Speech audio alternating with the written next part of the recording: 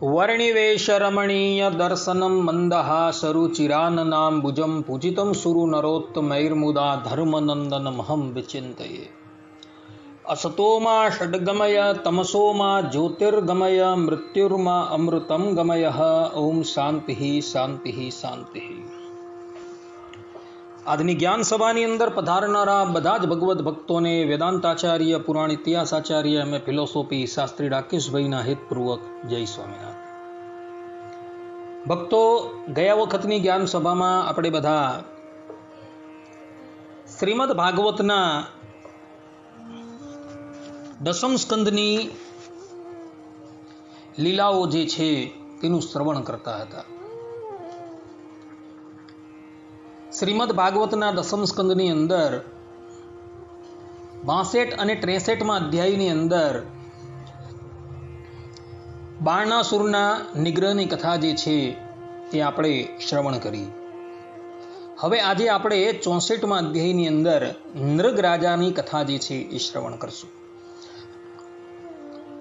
સુખદેવજી મહારાજ કહે છે, એકદા ઉપવનમ રાજન જગમુર યદુ કુમારકાહા વિહર્તુમ શાંબ પ્રદ્યુમ્ન ચારુભાનુ ગદાદયઃ.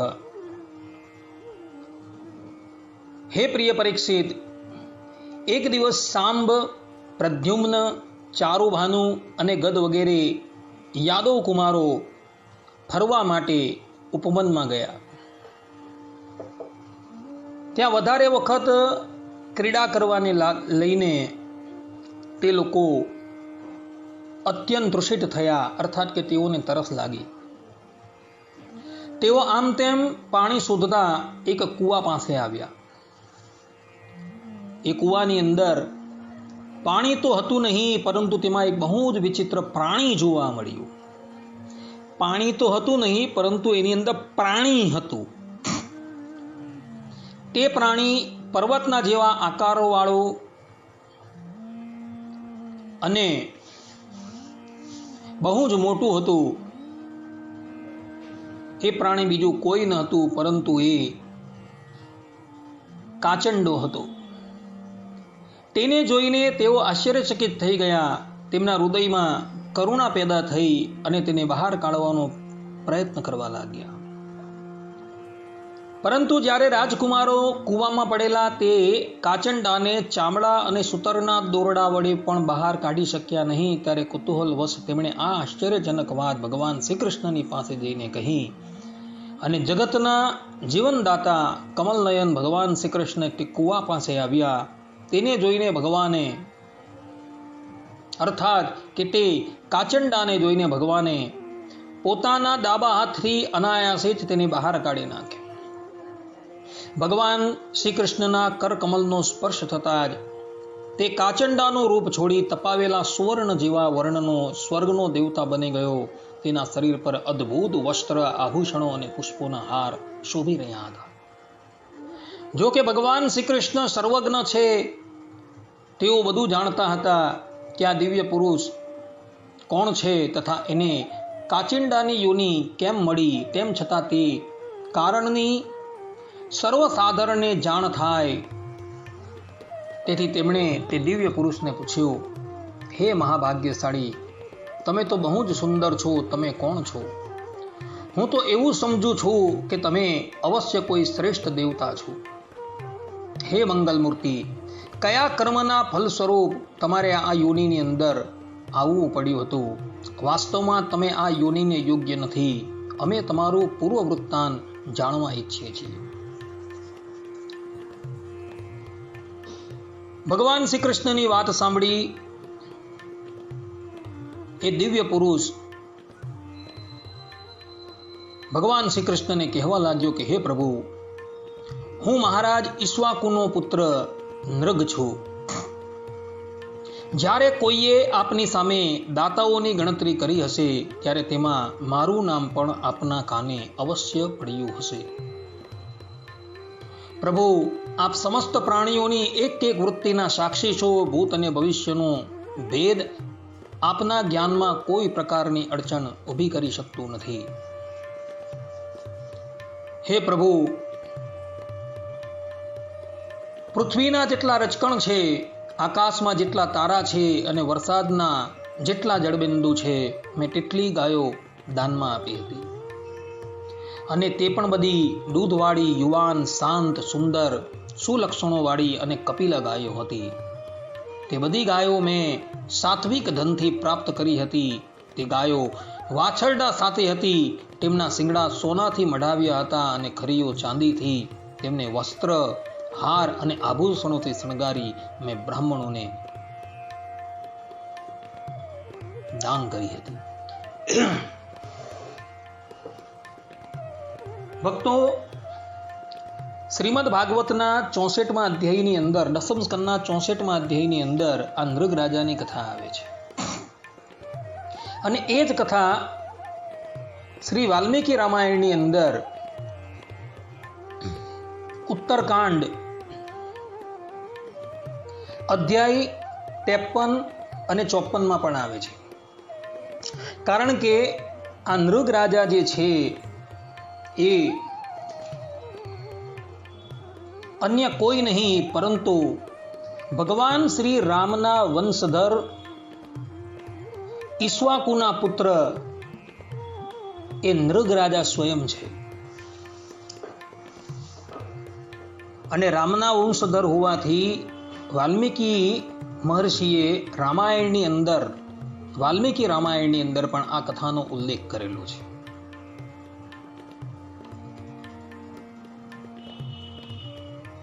હવે શંકા એમ થાય છે કે આ નૃગ રાજા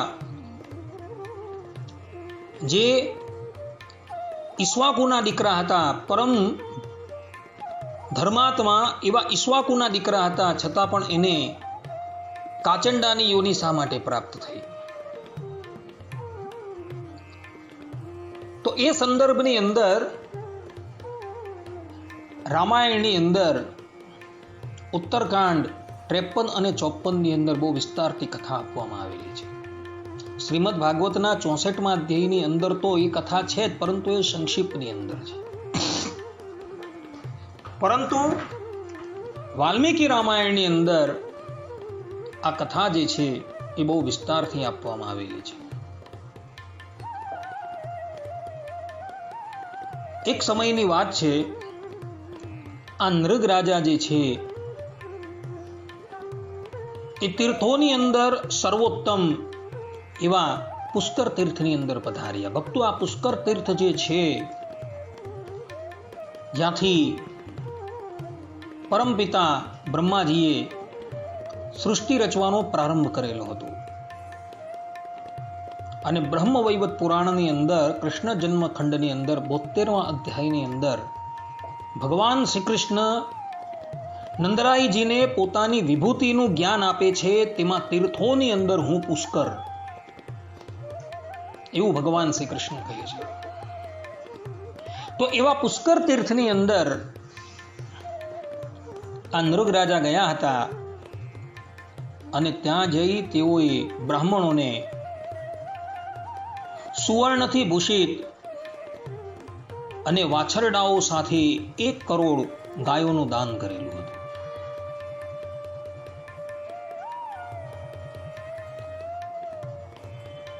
નૃગ રાજા જ્યારે આ ગાયોનું દાન કરતા હતા ત્યારે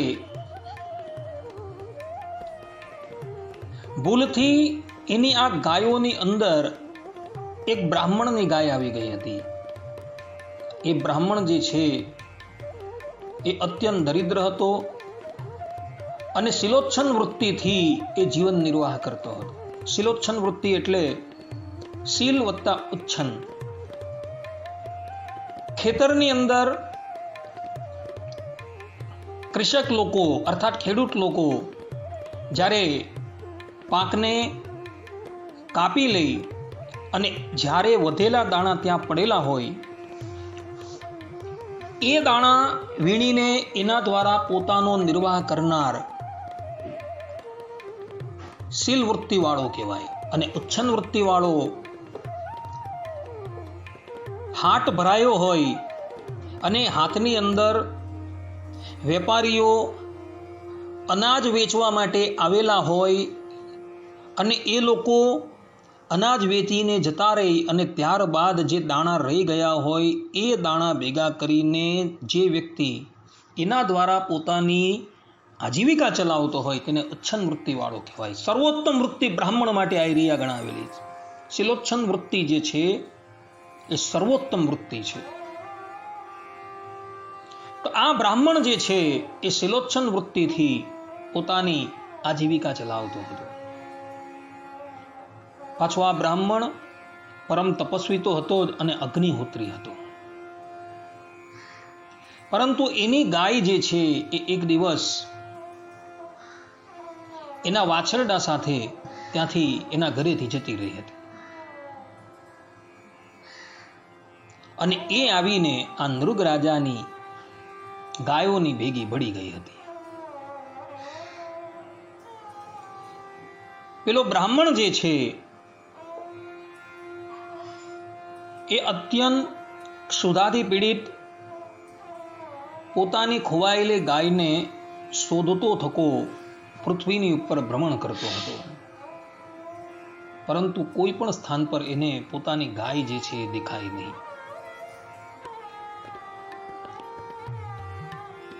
અંતમાં એ બ્રાહ્મણ ફરતો ફરતો હરિદ્વાર ક્ષેત્રમાં આવેલા કનખલ પધારે છે અને કનખલની અંદર આવી એ જુએ છે તો પોતાની આ ગાય જે છે એ એક બ્રાહ્મણને ત્યાં બાંધેલી છે અને એ ગાય અત્યંત નિરોગી, હૃષ્ટપુષ્ટ અને સાથે એનું વાછરડું પણ હતું. બ્રાહ્મણે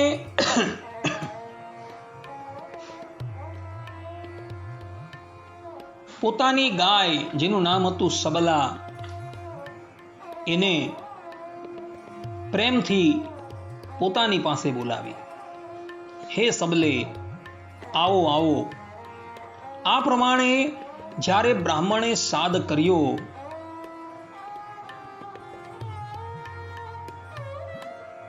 ત્યારે એ ગાય જે છે એ પોતાના સ્વામીની પછાડી જે છે એ જવા લાગી અને સાથે સાથે એનું વાછરડું હતું તે પણ એની સાથે જવા લાગ્યું. જે બ્રાહ્મણ એ ગાયનું પાલન કરતો હતો એ પણ એ ગાયની પછાડી દોડ્યું અને જઈને પેલા બ્રાહ્મણને કહે છે કે હે બ્રાહ્મણ, આ ગાય તો મારી છે, મને આ રાજા નૃગે આપેલી છે, તેને તમે શા માટે લઈ જાઓ છો? ત્યારે પેલો બ્રાહ્મણ જે છે એ કહે છે કે હે બ્રાહ્મણ, આ ગાય વાસ્તવની અંદર મારી છે. હું એક અગ્નિહોત્રી બ્રાહ્મણ છું. શિલોચ્છન વૃત્તિથી હું મારો જીવન નિર્વાહ કરું છું અને આ ગાય જે છે એ અગ્નિહોત્રી કાર્યની અંદર મારી મદદરૂપ થાય છે. આના વગર મારી અગ્નિહોત્રની ક્રિયા જે છે એ બંધ થઈ ગઈ છે, માટે મારી ગાય જે છે મને લઈ જવા દો. પછી તો એ બંને બ્રાહ્મણો જે છે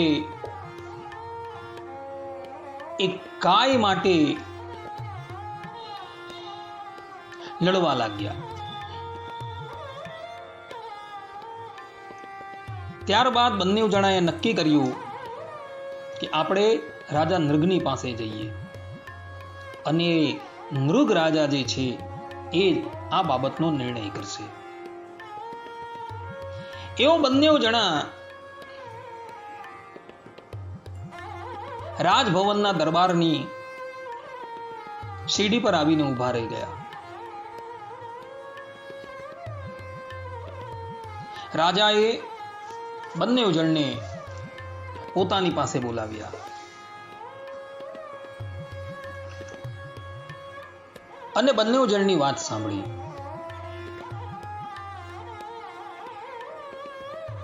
રાજા મનોમન વિચારવા લાગ્યો કે વાસ્તવની અંદર ભૂલને કારણે આ ગાય જે છે એ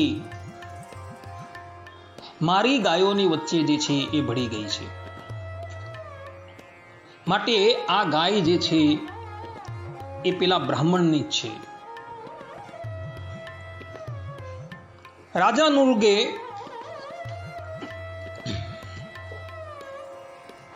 ગાયના મૂળ માલિકને કહ્યું કે હે બ્રાહ્મણ દેવતા, આ ગાય તો અમે દાન કરી દીધી છે,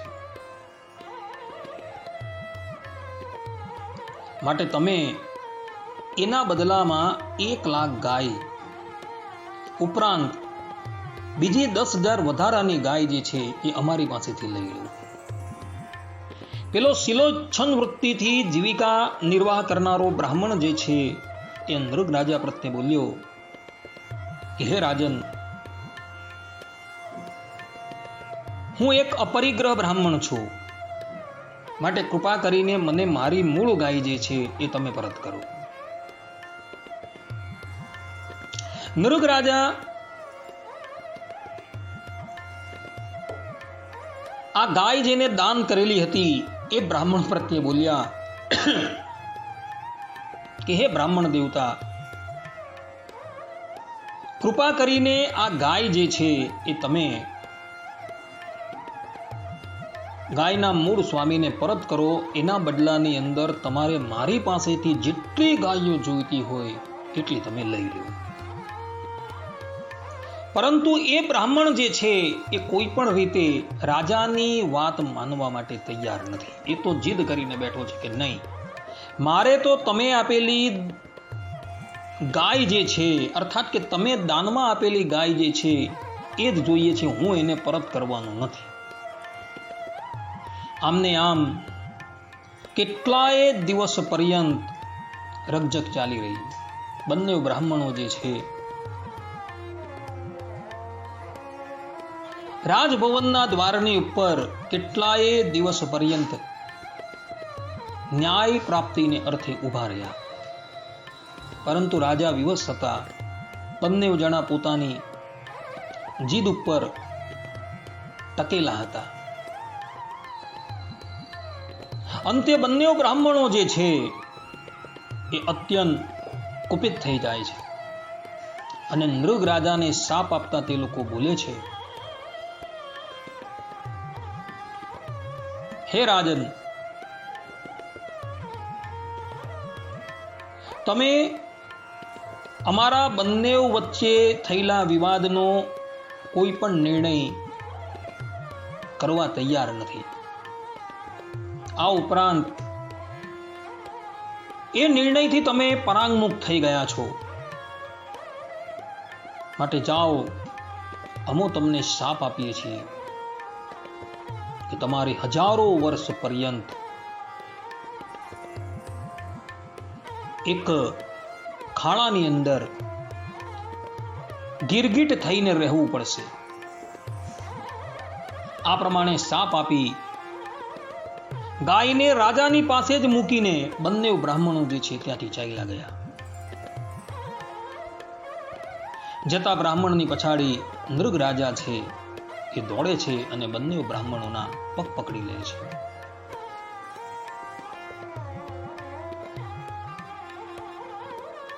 અને બ્રાહ્મણ દેવતાઓને કહે છે કે હે બ્રાહ્મણ દેવતા, આપ મારા પર કૃપા કરો,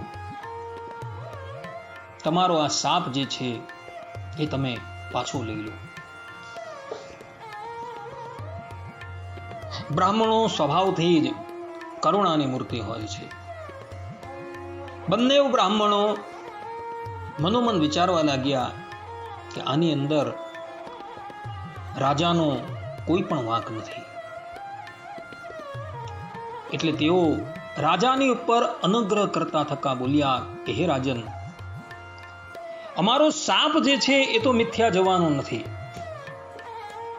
અમારો શાપ તો એનું ફલ આપીને રહેશે જ, પરંતુ અમે તમને સાથે સાથે એક વરદાન આપીએ છીએ, તમારા પર અનુગ્રહ કરીએ છીએ કે યદુકુલની કીર્તિ વધારનારા વાસુદેવ નામથી વિખ્યાત ભગવાન વિષ્ણુ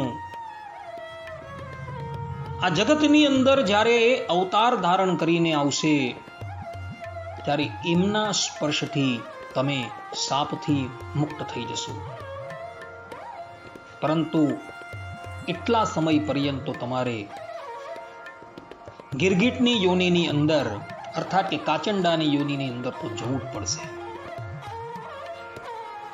કૃષ્ણ અવતાર વખતે તમારો ઉદ્ધાર થશે. આ વાત ભક્તો વાલ્મીકી રામાયણની અંદર ઉત્તરકાંડ 53 અને 54 અધ્યાયની અંદર લખેલી છે. જે લોકોએ જોવું હોય તે ત્યાંથી જોઈ શકે છે. આ પ્રમાણે અનુગ્રહ કરીને બંને બ્રાહ્મણો જે છે એ ત્યાંથી વિદાય થાય છે. ત્યારબાદ નૃગ રાજા ઘણા કાલ પર્યંત આ ધરાતલનું શાસન કરતા રહે છે અને અંતે જ્યારે એનો દેહ પડવાનો સમય થયો ત્યારે રાજા પોતાના પુત્રોને પોતાની પાસે બોલાવે છે અને કહે છે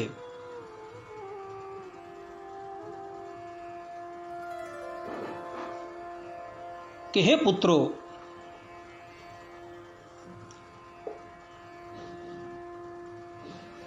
મારો આ દેહ પડી જાય પછી મને ગિરગીટની યોનિ પ્રાપ્ત થવાની છે. માટે હું સુખપૂર્વક એ ગિરગીટની યોનિની અંદર રહું.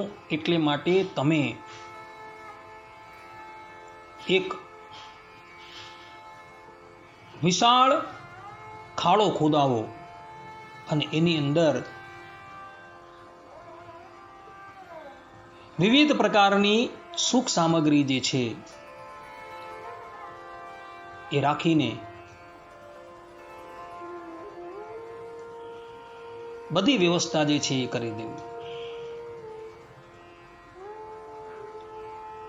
પિતાની વાત સાંભળી એમના પુત્રોએ 1 યોજન લાંબો જે છે અને 1 યોજન પહોળો એવો એક મોટો ખાડો જે છે એ ખોદાયો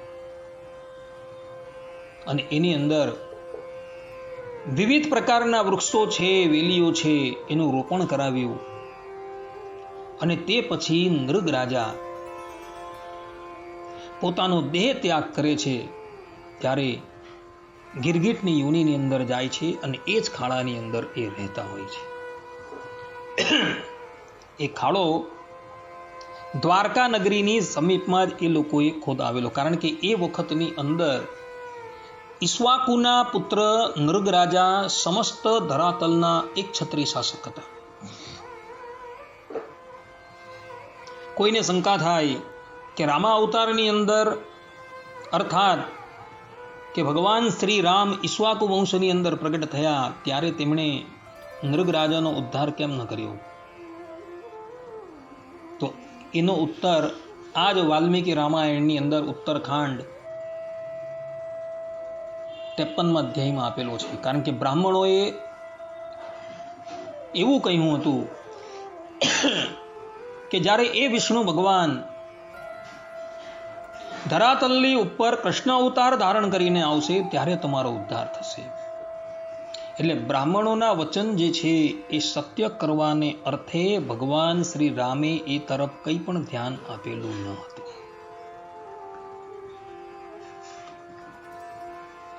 અને તે પછી કૃષ્ણ અવતાર થયો અને ભગવાન શ્રી કૃષ્ણએ બ્રાહ્મણોનું વચન સત્ય કરવાને અર્થે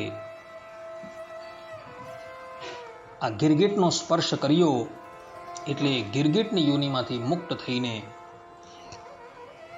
દિવ્ય રૂપ ધારણ કરી ભગવાન શ્રી કૃષ્ણની સન્મુખ ઊભો રહ્યો અને પોતાની બધી જ કરણી જે છે એ કહેવા લાગેલો હતો.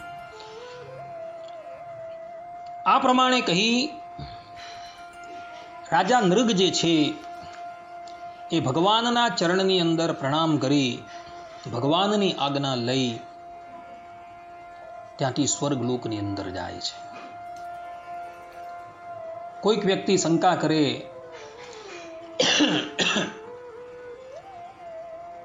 કે ભગવાન શ્રી કૃષ્ણના કરકમલનો સ્પર્શ થયો તો પણ રાજા આત્યંતિક કલ્યાણને કેમ ન પામ્યો, અર્થાત કે એમના ધામની અંદર કેમ ન ગયો? તો એનો ઉત્તર મહાત્માઓએ બહુ સુંદર આપેલો છે કે નૃગ રાજાને હજુ પણ અહંકાર હતો કે મેં ધરાતલની રજકણો ગણી શકાય, આકાશમાંથી પડતી વરસાદની બુંદો ગણી શકાય, પરંતુ મેં કેટલી ગાયોનું દાન કરેલું છે એ ગણી શકાય એમ નથી. એવો અહંકાર હજુ પણ એને હતો. તો એ અહંકાર જ્યાં લગી નિવૃત્ત ન થાય ત્યાં લગીને એનો ભગવાનના ધામની અંદર પ્રવેશ ન થાય. ભગવાન શ્રી કૃષ્ણને એ જાણે છે, કારણ કે પ્રારંભની અંદર જ તમે જુઓ, ભગવાન શ્રી કૃષ્ણનો સ્પર્શ થયો અને એ પોતાના મૂળ રૂપની અંદર આવી ગયો, ત્યારે એ ભગવાનની પરબ્રહ્મ પરમાત્મા તરીકે સ્તુતિ કરે છે, ભગવાનને સર્વજ્ઞ કહે છે, પરંતુ હજુ પણ ભગવત પ્રાપ્તિ થવા છતાં પણ એને અહંકાર જે છે એ હતો. અહંકાર એનો નિવૃત્ત નથી થયો. એટલે ભગવાનની ઈચ્છાથી એ સ્વર્ગલોકની અંદર જાય છે અને ત્યાં ઘણા વર્ષો પર્યંત સ્વર્ગના સુખનો અનુભવ કરે છે અને ત્યારબાદ એ ધરાતલની ઉપર પ્રગટ થાય છે. શ્રીમદ ભાગવતના 10મ સ્કંદના 64મા અધ્યાયની ટીકાની અંદર સ્વામિનારાયણ સંપ્રદાયના શ્રીમદ ભાગવતના ટીકાકાર ભગવત પ્રસાદજી મહારાજ એ પોતે લખી રહ્યા છે કે એક નૃગ રાજા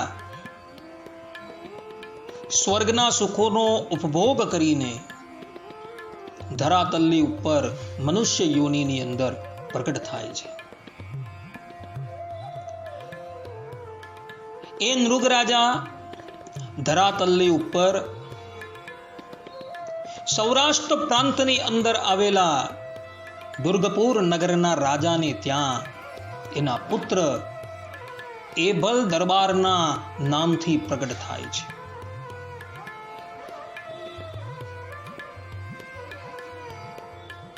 અને જ્યારે ભગવાન સ્વામિનારાયણનો એને ભેટો થાય છે ત્યારે પૂર્વ સંસ્કારની જેમ એ પોતાનું તન મન ધન રાજપાટ એ બધું જ ભગવાન સ્વામિનારાયણના ચરણારવિંદની અંદર ન્યોછાવર કરી દે છે. ભગવાન સ્વામિનારાયણ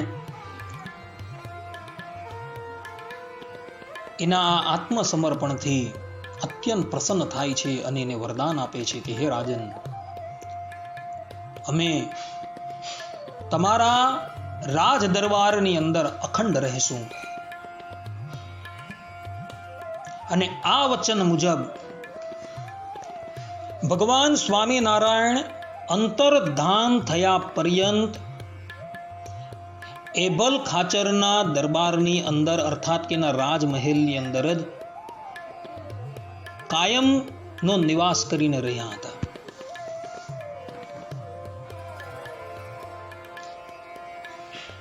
સૌરાષ્ટ્રની અંદર જે દુર્ગપુર આવેલું છે એ જ વર્તમાનની અંદર ગઢપુર તરીકે ઓળખાય છે. એભલ દરબાર તો ભગવાન સ્વામિનારાયણની ઉપસ્થિતિની અંદર જ એમના ગોલોક ધામની અંદર જતા રહ્યા હતા.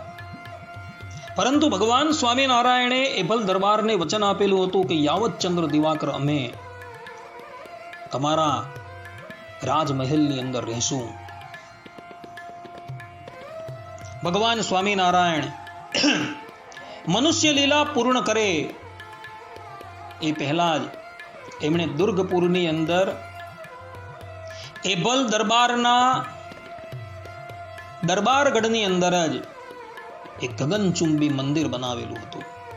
અને એ મંદિરની અંદર ભગવાન સ્વામિનારાયણે પોતાની ગોપીનાથજી નામથી એક મૂર્તિની પ્રતિષ્ઠા પોતાના કરકમલો દ્વારા કરેલી છે.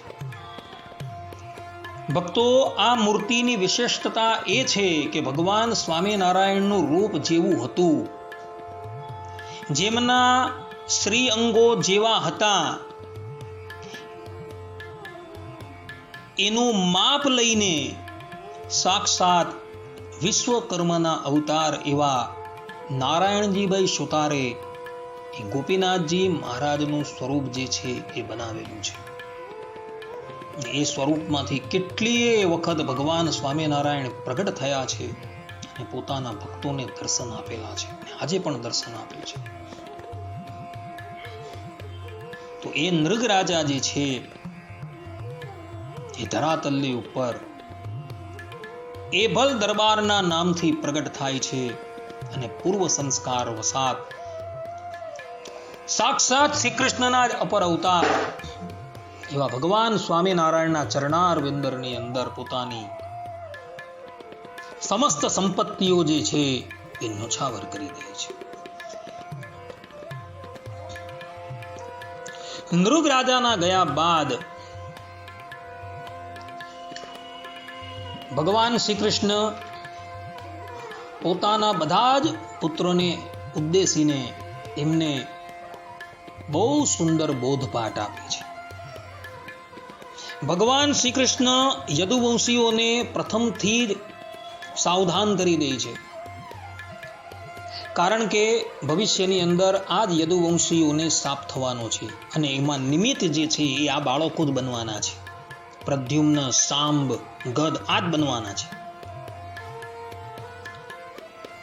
એટલે ભગવાન શ્રી કૃષ્ણ એ બધા જ બાળકોને સંકેત આપતા થકા પહેલેથી જ સાવધાન કરે છે અને એ લોકોને કહે છે કે દુર્જરમ બત બ્રહ્મસ્વમ ભુક્તમગ્નેર મનાગપી તેજી યશોપી કીમૂત રાજ્યામીશ્વર માનિનામ નાહમ હાલાહલમ મન્યે વિષમ યસ્ય પ્રતિક્રિયા બ્રહ્મસ્વમ હિ વિષમ પ્રોક્તમ નાશ્ય પ્રતિવિધેર ભુવિ હિનસ્તિ વિષમત્તારમ વહનિર અદ્ભિઃ પ્રાસામ્યતિ કુલમ સમૂલમ દહતિ બ્રહ્મસ્વા રણિપાવકઃ. અર્થાત જે લોકો અગ્નિ જેવા તેજસ્વી છે તે પણ બ્રાહ્મણોનું થોડુંક ધન હડપ કરીને પચાવી શકતા નથી. પછી જે અભિમાનથી વ્યર્થ પોતાને સમર્થ માનતા હોય એવા રાજાઓને તો ક્યાંથી પછે. હું હળાહળ વિષને વિષ નથી માનતો, કેમ કે તેનો ઉપાય થઈ શકે છે. ખરેખર તો બ્રાહ્મણોનું ધન એ જ પરમ વિષ છે. તેને પચાવવા માટે પૃથ્વી પર કોઈ ઔષધ, કોઈ ઉપાય નથી. હળાહળ વિષ માત્ર ખાનારના જ પ્રાણ હરે છે અને અગ્નિ પણ જલ દ્વારા શાંત થાય છે. પરંતુ બ્રાહ્મણના ધનરૂપી અરણીમાંથી જે અગ્નિ ઉત્પન્ન થાય છે એ સંપૂર્ણ કુલને મૂળની સાથે બાળીને ભસ્મ કરી નાખે છે. ભગવાન શ્રી કૃષ્ણ પુનઃ કહે છે બ્રહ્મસ્વમ દુરનુજ્ઞાતમ ભુક્તમ હંતિ ત્રિપુરુષમ પ્રસય્યતુ બલાદ ભુક્તમ દશપૂર્વાન દશાપરાન. રાજાનો રાજલક્ષ્માંધા નાત્મપાતમ વિચક્ષતે નિરયમ ય અભિમન્યન્તે બ્રહ્મસ્વમ સાધુ બાલિશાહ ગૃહણંતી યાવતઃ પાંસુન ક્રંદંતામ મસૃબેન્દવઃ વિપ્રાણામ હૃતવૃત્તીનામ વદાન્યાનામ કુટુંબિનામ.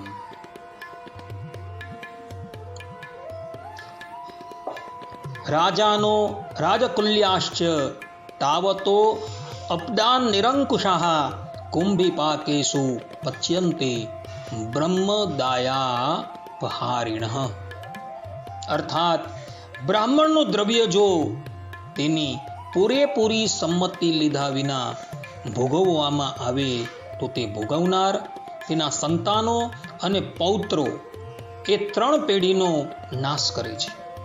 પરંતુ જો બલાત્કારથી કે હઠથી છીનવી લીધેલું કે ખૂંચવી લીધેલું બ્રાહ્મણનું દ્રવ્ય ખાવામાં આવે તો તે વિપ્રનું ધન પોતાની પૂર્વની 10 પેઢી અને પોતાની પછીની 10 પેઢીનો નાશ કરે છે. જે મૂર્ખ રાજાઓ પોતાની સત્તાના અભિમાનમાં અંધ બનીને બ્રાહ્મણોનું ધન હડપ કરવા ચાહે છે, તેમણે સમજવું જોઈએ કે તેઓ જાણી જોઈને નરકમાં જવાનો રસ્તો બનાવી રહ્યા છે. તેમને ખબર નથી કે તેમને અધઃપતનના કેવા ઊંડા ખાડામાં પડવું પડશે. જે નિર્લોભી અને વિશાળ કુટુંબી બ્રાહ્મણોની આજીવિકા છીનવી લેવામાં આવે છે, ત્યારે તેમના આંસુઓથી જેટલા ધરતીના રજકણો ભીંજાય છે, તેટલા વર્ષો સુધી બ્રાહ્મણના સ્વત્વને છીનવી લેનારા તે ઉચ્છૃંખલ રાજા અને તેના વંશજોને કુંભીપાત નરકમાં દુઃખ ભોગવવું પડે છે. ભગવાન શ્રી કૃષ્ણ પુનઃ કહે છે, સ્વદત્તામ પરદત્તામ વા બ્રહ્મવૃત્તિમ હરેચયઃ ષષ્ટિ વર્ષ સહસ્ત્રાણિ વિષ્ઠાયામ જાયતે ક્રિમિઃ નમ્મે બ્રહ્મધનમ ભૂયાદ ય ગૃધ્વાલ્પાયુષો નરાઃ પરાજિતાશ્ચ્યુતા રાજ્યાદ ભવન્ત્યુદ્વે જીનો હયઃ. અર્થાત જે મનુષ્ય પોતે અથવા બીજાએ આપેલી બ્રાહ્મણની આજીવિકાના સાધનને છીનવી લે છે, તેઓ 60,000 વર્ષો સુધી નરક ભોગવે છે.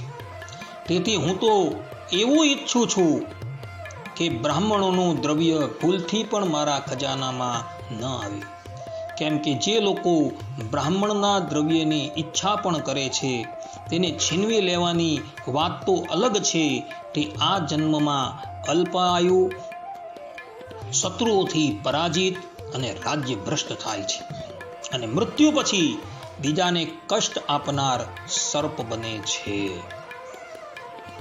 ભગવાન શ્રી કૃષ્ણ કહે છે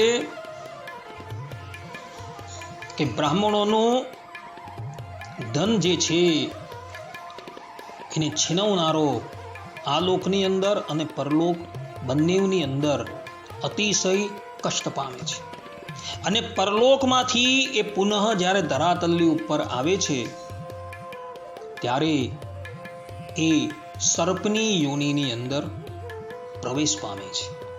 માટે ભક્તો ક્યારેય પણ બ્રાહ્મણનું ધન જે છે એ લેતા નહીં.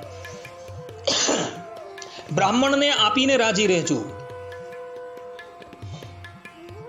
કારણ કે ભગવાન શ્રી કૃષ્ણ જે છે એ પણ હંમેશા બ્રાહ્મણને પોતાના આરાધ્ય દેવ માને છે. નમો બ્રહ્મણ્ય દેવાય. ભગવાન સ્વામિનારાયણ પણ વડતાલના 11મા વચનામૃતની અંદર પોતાના આશ્રિતોને ઉપદેશ આપતા થકા કહે છે કે અમારો તો એવો સ્વભાવ છે જે એક તો ભગવાન ને બીજા ભગવાનના ભક્ત ને ત્રીજા બ્રાહ્મણ ને ચોથા કોઈ ગરીબ મનુષ્ય, એ 4થી તો અમે અતિશય બીએ છીએ, જે રખે એમનો દ્રોહ થઈ જાય નહીં, અને એવા તો બીજા કોઈથી અમે બીતા નથી. કેમ જે એ 4 વિના બીજાનો દ્રોહ કરે તો તેના દેહનો નાશ થઈ જાય, પણ જીવ નાશ પામે નહીં, અને એ 4માંથી એકનો જો દ્રોહ કરે તો તેનો જીવ પણ નાશ પામી જાય. જીવ નાશ પામવો એટલે કે એનો જીવાત્મા જે છે એ અતિશય તામસ યોનિની અંદર જાય છે. કહેવાનું તાત્પર્ય એ કે ભગવાન સ્વામિનારાયણ પણ બ્રાહ્મણોનો દ્રોહ કરવાની સ્પષ્ટ રૂપે મનાઈ કરે છે.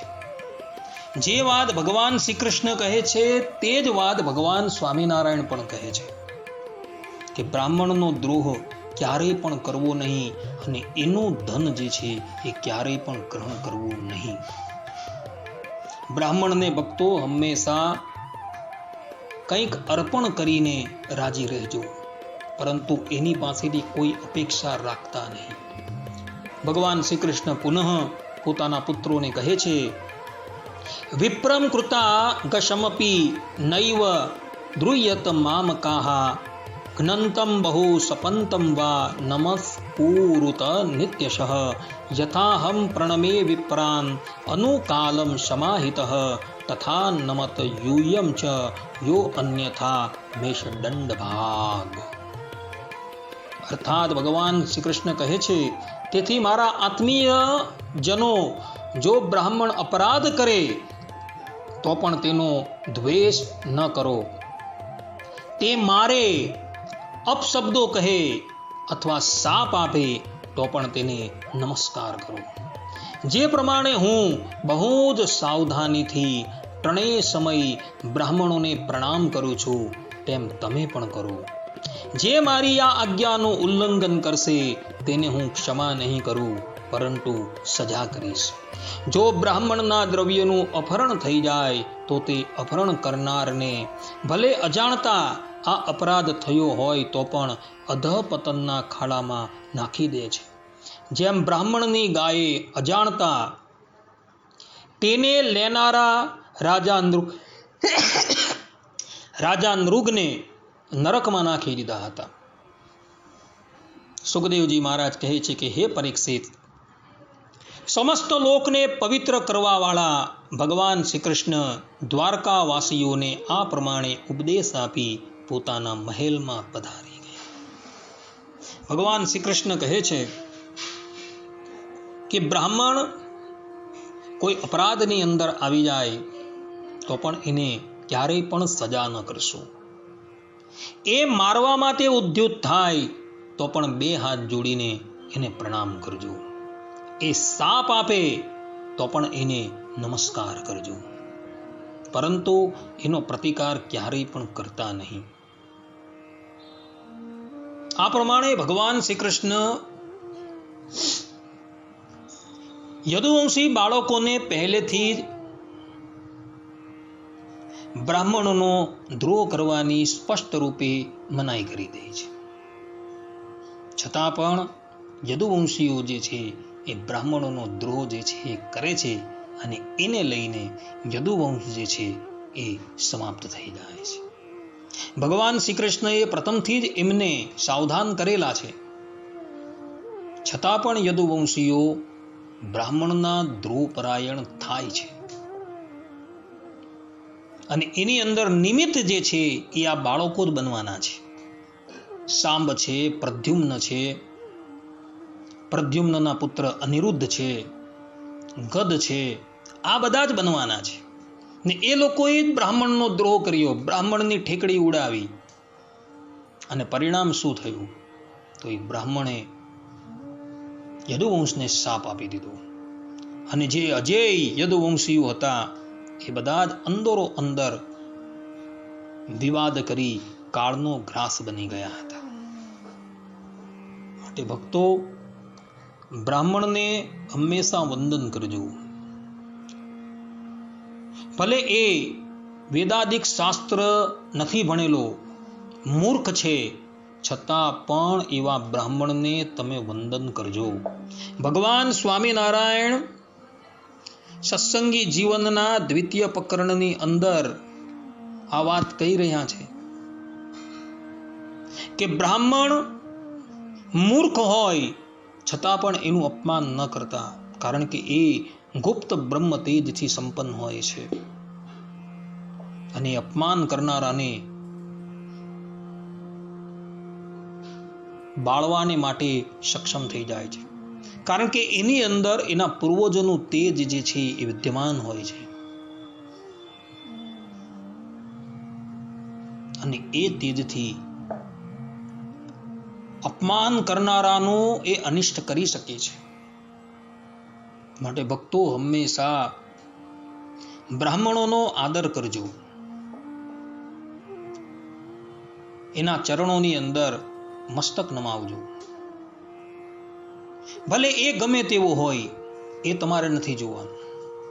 આપણે પરબ્રહ્મ પરમાત્મા ભગવાન શ્રીમદ નારાયણ જે કહી ગયા છે એ જ આપણે કરવાનું છે.